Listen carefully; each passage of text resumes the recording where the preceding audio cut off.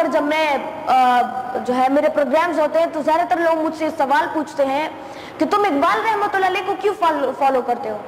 ایسا کیا راز ہے کہ جس کے بنیاد پر تم انہیں فالو کرتے ہو، ان کی آئیڈیالوجی کو فالو کرتے ہو؟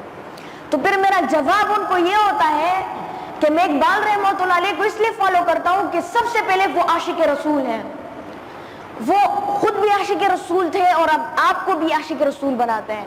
مطلب وہ اپنی شاعری میں ایک جگہ پر کہتے ہیں کہ نگاہ عشق و مستی میں وہی اول وہی آخر، وہی قرآن وہی فرقان وہی یاسین وہی طٰہٰ۔ تو وہ عاشق رسول تھے۔ دوسری بات، اقبال رحمۃ اللہ علیہ جو ہے قرآن و سنت سے کبھی نکلے نہیں ہیں۔ وہ جو بھی شاعری جو ہے بولتے ہیں یا وہ لکھتے تھے تو وہ ساری قرآن اور سنت سے انہوں نے کوٹ کی ہوتی تھی۔ تو قرآن و سنت تو کبھی ختم نہیں ہوگا، تو لہٰذا اقبال رحمۃ اللہ علیہ کی جو شاعری ہے وہ بھی کبھی ختم نہیں ہوگی۔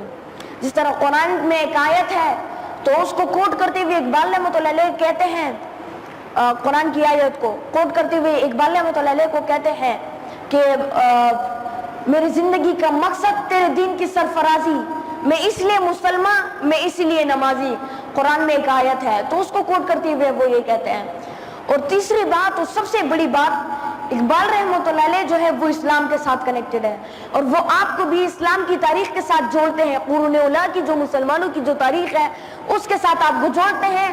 اور دوسری بات، آنے والی دور کی آپ کو ایک ڈائریکشن دیتے ہیں، آنے والی دور کی ایک تصویر دکھاتے ہیں کہ تم نے آنے والے دور میں کیا کرنا ہوگا، تمہارا مقصد کیا ہوگا۔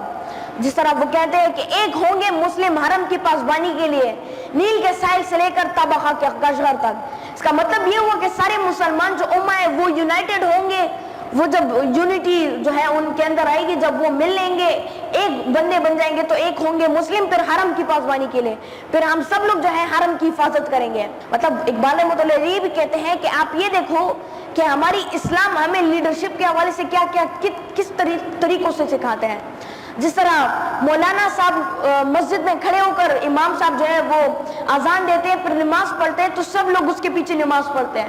تو اس کا ایک پازیٹیو سائن لوگوں کے اندر جاتا ہے کہ آپ لوگوں نے اپنے ایک لیڈر سلیکٹ کرنا ہے اور اسی لیڈر کو آگے جا کے آپ لوگوں نے فالو کرنا ہے۔ آپ لوگوں کے لیے میں ایک بہت اچھا پیغام لایا ہوں آج۔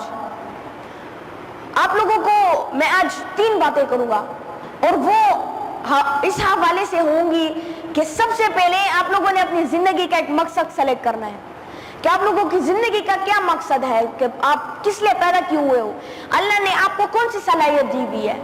آپ لوگوں نے اپنے بڑوں کے ساتھ مطلب مولانا الیاس سر کے ساتھ، ان جیسے بڑوں لوگوں کے ساتھ آپ نے بیٹھنا ہے، ان سے سیکھنا ہے، ان کو نوٹ کرنا ہے یہ کیا کیا کرتے ہیں، کس طرح لوگوں کو عزت دیتے ہیں، کس طرح لوگوں سے پیار سے باتیں کرتے ہیں، ان سے سیکھنا ہے، ان سے پوچھنا ہے اپنے مقصد کے حوالے سے، اپنی صلاحیتوں کے حوالے سے، اور اس جگہ پر جانا ہے، وہ بننا ہے جس میں آپ کا انٹرسٹ ہو۔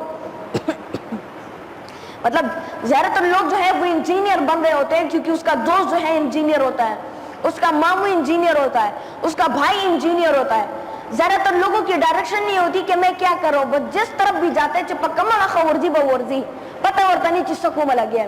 تو آپ لوگوں نے اس جگہ پر جانا ہے جہاں پر آپ لوگوں کا انٹرسٹ ہو، جہاں پر آپ لوگوں کو مزہ ملے، جہاں پر آپ لوگ تھکو نہ، اس جگہ پر آپ نے جانا ہے اور اس کا ایک مقصد سلیکٹ کرنا ہے کہ میں نے اس فیلڈ میں آگے جا کر یہ کام کرنا ہوگا۔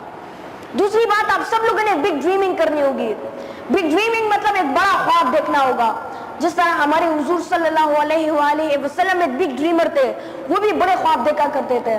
جس طرح ایک دفعہ ان کا ایک واقعہ ہے کہ وہ بستر پر علی رضی اللہ تعالیٰ عنہ کو سلاتے ہیں اور اپنے ساتھ ابو بکر صدیق رضی اللہ تعالیٰ عنہ کو لے جاتے ہیں اور مدینہ کے سفر پہ روانہ ہوتے ہیں۔ تو راستے میں جو ہے کافر ان کے پیچھے آیا ہوتا ہے، تو کافر اس کو پکڑنے کے لیے جب روانہ ہوتا ہے تو اس کا جو صحرا میں ہے اس کا گھوڑا جو ہے اس کافر کا ریت میں دھپ جاتا ہے، مطلب وہ پھنس جاتا ہے وہ گھوڑا ریت میں۔ تو وہ اپنی جان بخشی کے لیے حضور صلی اللہ علیہ وآلہ وسلم کے پاس آتے ہیں کہ مجھے معاف کر دو۔ تو حضور صلی اللہ علیہ وآلہ وسلم اس کا ہاتھ پکڑتے ہیں اور اوپر کرتے ہیں کہ وہ کہتے ہیں کہ سراقہ وہ وقت یاد کرو کہ جب تم رومن اور پرشین امپائر کے کنگن اپنے ہاتھوں میں پہنو گے۔ تو کتنے بڑا خواب ان کو دکھایا۔ اس سراقہ کو, اس کافر کو کتنے بڑا خواب اس نے دکھایا. اور پھر یہی ہوا بعد میں جب عمر رضی اللہ تعالیٰ عنہ کا دور تھا, تو اس دور میں یہی ہوا, رومن اور پرشین امپائر کو جب کیپچر کیا گیا تو اس نے پھر وہ کنگل پہنے تھے, تو وہ بھی مطلب ایک بہت عجیب سا واقعہ تھا. تو حضور صلی اللہ علیہ وسلم ایک بگ ڈریمر تھے, وہ ہمارے لیے ایک سب سے بڑا رول ماڈل ہے اور ہماری ایک سب سے بڑی مثال ہے. پھر سنت جس کو ہم فالو کرتے ہیں, حضور صلی اللہ علیہ وسلم جو کام کرتے تھے تو اس کو ہم سنت کہتے ہیں, تو اس کو ہم سب لوگ فالو کرتے ہیں, لیکن ٹھیک سے اس کو اپنے آپ میں امپلیمنٹ نہیں کرتے. آج کل جو ہے پورے اسلام میں پورے جو مسلمان ہیں ان سب میں آج کل یہ چل رہا ہے کہ وہ اللہ کو مانتے ہیں لیکن اللہ کی نہیں مانتے. مطلب زیادہ تر لوگ ایسے ہوتے ہیں جو اللہ کو مانتے ہیں لیکن اللہ کی بات نہیں مانتے ہیں. تو اب سب لوگوں نے سنت بھی پڑھنی ہے. اور تیسری بات جو ہے, آپ سب لوگوں نے اپنی ویکنیسز کو, جو آپ سب کی کمزوریاں ہیں, اس کو اپنی طاقت میں بدلنی ہے. چونکہ چھوٹی چھوٹی کمزوریاں جو ہیں وہ جب اکٹھی ہو جاتی ہیں تو وہ جو ہے بڑی سی ناکامی بناتی ہے. لیکن جب چھوٹی چھوٹی کامیابیاں بھی اکٹھی ہو جاتی ہے تو وہ بھی ایک بہت بڑی کامیابی بناتی ہے. تو آپ لوگوں نے جو آپ کی کمزوریاں ہیں, جس طرح زیادہ تر معاشرے میں ہمارے انگریزی کا پرابلم ہے, بچے انگلش پہ نہیں سمجھتے, زیادہ تر کمپیوٹر پہ نہیں سمجھتے, ٹیکنالوجی پہ نہیں سمجھتے, گوگل اور یوٹیوب پہ نہیں سمجھتے ہیں لیکن اس کو صحیح طریقے سے استعمال نہیں کرتے. تو اب سب لوگوں نے گوگل اور یوٹیوب کا استعمال کر رہے ہیں. انگریزی زبان سیکھنی ہے, صرف انگریزی زبان نہیں بلکہ آپ لوگوں نے عربی زبان بھی سیکھنی ہے, چائنیز بھی سیکھنی ہے, ڈھیر ساری زبانیں سیکھنی ہے, کیونکہ اس سے کلچر ایکسچینج ہوتا ہے. دوسری بات, چائنا بھی ایک سپر پاور بن رہا ہے تو اس کے لیے بھی ضروری ہے. اور عربی زبان اس لیے سیکھیں چونکہ قرون اولیٰ مسلمانوں کی جو تاریخ ہے اس کو پڑھنے کے لیے, اسلامک سٹڈیز ہے اس کو پڑھنے کے لیے, سنت کو پڑھنے کے لیے عربی زبان بہت زیادہ ضروری ہے. تو اس کو سیکھنے کے بعد آپ لوگوں کو آگے جا کر آسانی ہوگی اپنے دین کو سمجھنے میں اور اس کو کیسے پھیلائیں گے. اور انشاءاللہ اب سب لوگوں نے اس کے بعد جو ہے یونائٹڈ ہونا ہے, united on one platform. You have to be united on one platform. United ہونا ہے, آپ لوگوں نے درمیان میں اتحاد کر رہا ہے, اور اس کے بعد ایک مسلمانوں کی اور پاکستان کی اور اسلام کی ایک اچھی سی تصویر انشاءاللہ دنیا کو دکھانی ہے. وما علینا الا البلاغ المبین. Thank you very much. السلام علیکم. عماد ثاوی صاحب, یہ بتائیں, آج آپ نے امہ چلڈرن اکیڈمی کا دورہ کیا ہے, آپ نے ان بچوں کو کیا پیغام دینا چاہتے ہیں تاکہ وہ اس معاشرے کے بہتر سے بہتر شہری بن سکیں, اور آپ نے یہاں پر کیا دیکھا؟ میں نے امہ چلڈرن اکیڈمی کا دوسرا وزٹ کیا, اور میں نے یہاں پہ جو اسپیچ کی تو اس میں بھی میں نے بچوں کو ایک پازیٹیو پیغام دیا. وہ پیغام اس حوالے سے تھا کہ آپ سب لوگ پہلے انگریزی زبان سیکھو, کمپیوٹر سیکھو, اور پھر بعد میں جو ہے ٹیکنالوجی جو ہے دھیرے دھیرے سیکھو, اسے اپنا امپلیمنٹ کرو, اور پوری دنیا کے ساتھ ایسا آپ کنیکٹ ہو جاؤ گے. آپ کا جو پیغام ہے وہ پوری دنیا پھر سنے گی. اور دوسری بات جو ہے, آپ سب لوگ اپنی ویکنیسز کو اپنی اسٹرینتھ میں, جو آپ کی کمزوریاں ہیں اس کو اپنی طاقت میں جو ہے بدلو.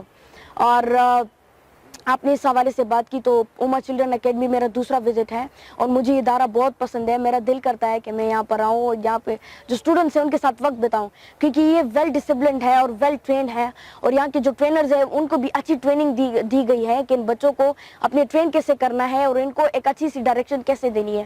تو میں سمجھتی ہوں یہ بہت اچھا کام ہے, اور اسے پورے پاکستان میں, آل اوور پاکستان میں اسپریڈ کرنا چاہیے کہ جتنے بھی یتیم و یسیر بچے ہیں ان سب کو ایک لیول آف ایجوکیشن, ایک اسٹینڈرڈ آف لیونگ اور پوری دنیا کے ساتھ کنیکٹ کیا جائے. آپ سے میں نے دوسرا سوال یہ کیا تھا کہ آپ اس ادارے کو کس طرح دیکھ رہے ہیں؟ یہ ادارہ بہت اچھا ہے امہ چلڈرن اکیڈمی. آپ جیسے میں نے بات کی, اس میں بچوں کو اچھی ٹریننگ دی جا رہی ہے, بچوں کو اپنی زندگی کے حوالے سے بتایا جا رہا ہے کہ آپ کی زندگی کا مقصد کیا ہے. اور یہ جو ہے اب یہاں پر ان لوگوں کو اقبال بھی پڑھایا جاتا ہے, قائد اعظم بھی, پاکستان کی تاریخ بھی پڑھائی جاتی ہے. تو میں سمجھتا ہوں ان کو قرون اولیٰ کی تاریخ, جو مسلمانوں کی جو تاریخ ہے وہ بھی پڑھائی جائے, تاکہ یہ اپنی تاریخ سے بھی آگاہ ہو جائیں کہ ہماری تاریخ میں وہ کون سے کیریکٹرسٹکس ہیں. اور یہاں پہ میں نے ان کا لیونگ دیکھا ہے, یہاں پہ جو کمرے ہیں, یہاں پہ جو الگ الگ ڈپارٹمنٹس بنے ہیں, ہر چیز کے گراؤنڈس پہ, اسپورٹس پہ زیادہ فوکس کیا جا رہا ہے, چونکہ اس سے ایکسرسائز جو ہے بچوں کی ہوتی ہے, اور زیادہ سے زیادہ بچے جو ہیں, آلموسٹ بچے جو ہیں وہ ہیلدی ہے. تو میں سمجھتی ہوں کہ بہت اچھا ماحول پرووائڈیڈ ہے. شکریہ. ویلکم.